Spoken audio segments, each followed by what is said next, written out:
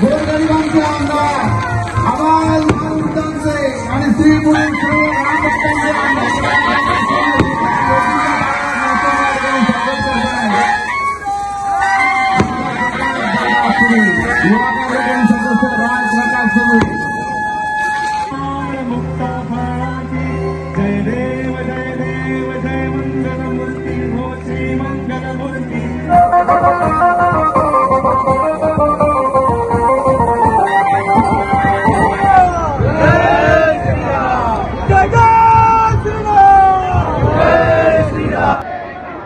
उदय सामंत साहेब आणि आमदार प्रकाश दादा सुर्वे यांचं या ठिकाणी शिवप्रतिमा देऊन पुष्पगुच्छ देऊन आणि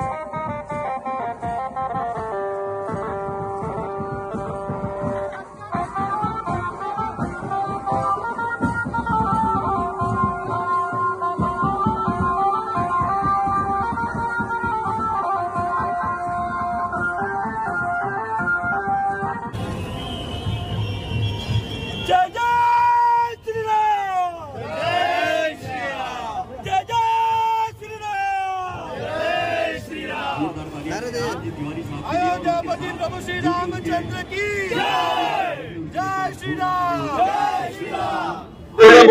राममय झालेलं आहे, महाराष्ट्र राममय झालेला आहे, पूर्ण देश राममय झाला आहे।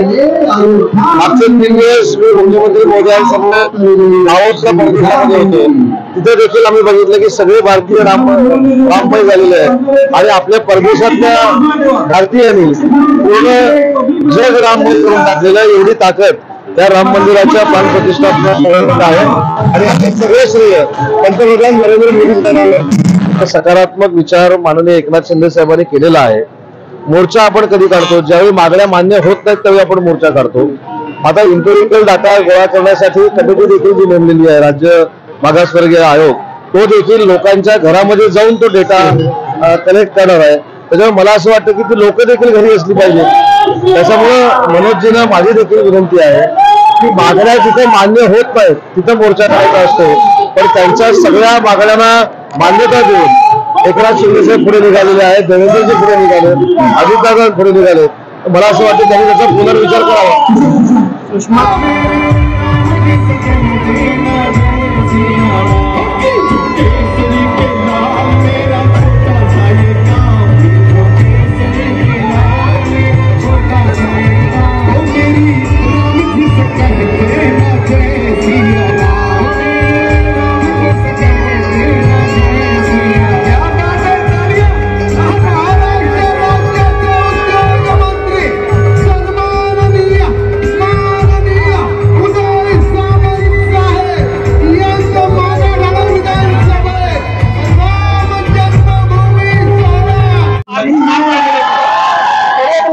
माझ्या मीडियाच्या सर्व बांधवांना मनापासून धन्यवाद देईन की आपण आज कार्यक्रम आहे प्रसार माध्यमांमध्ये दाखवलेला आहात आणि आपण बघत असाल की मराठवाडा मतदारसंघातील प्रत्येक वॉर्डमधली जनता 8 वॉर्ड त्यांच्याकडे आणि अगदी आमच्या दहिसरच्या टोल नाक्यापासून ते समतानगरच्या टोकापर्यंत संपूर्ण मतदारसंघातली जनता या ठिकाणी आज महाआरतीसाठी आलेली आहे।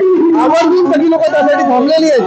तर मी या प्रभू श्री रामावर प्रेम करणारे त्यांच्यावर श्रद्धा ठेवणारे सर्व मराठवाड्याच्या जनतेचं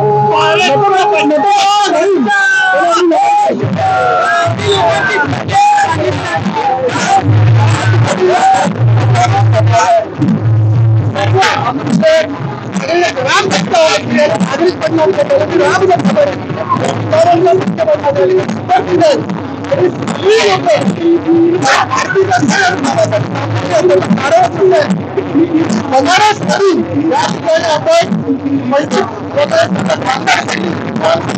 मागवलेले आहेत जे प्रभू श्री रामाची आरती करणार. राम मंदिराचा पीठ निर्माण करण्यात आलेलं आहे का? याच्यात आपलं सर्वात मोठं कार्य करायचं की मागाच्या मतदारसंघातील जे नागरिक आहेत ते सध्या एक वेळा मतदार जाऊ शकत नाहीत, परंतु लोकांची भावना प्रभू श्री रामांशी जोडली गेलेली आहे आणि म्हणूनच त्याला त्या ठिकाणी प्रभू श्री रामाचं दर्शन घडवणं हे मी माझं प्रथम कर्तव्य समजलो आणि त्यामुळे आपण या ठिकाणी